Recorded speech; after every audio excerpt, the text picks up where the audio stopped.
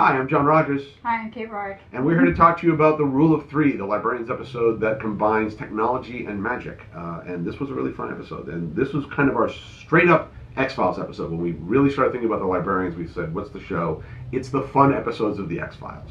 And very much the format that you think it's one thing, and it entirely becomes something else. In this case was how do we, since the Librarians is about the fact there's magic in the world, how do you hide magic? And that became the blend of sort of magic and technology. And how do you, we went through technology because how do you hide magic in the modern era? We have so much that is historical in the series, but this is the modern take on it.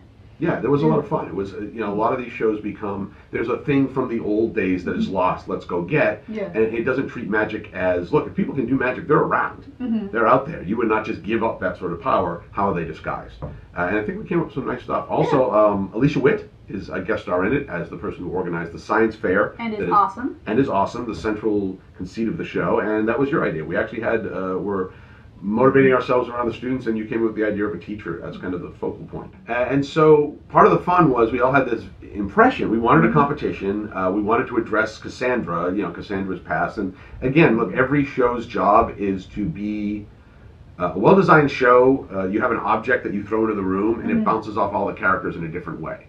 And who we are in high school and how we behave in high school and how we react to the pressures of high school is one of the, and how we leave that behind for some of the characters is indicative of who you are and what you had to do to change or become who you are. It's incredibly important of who you are now because, hormones.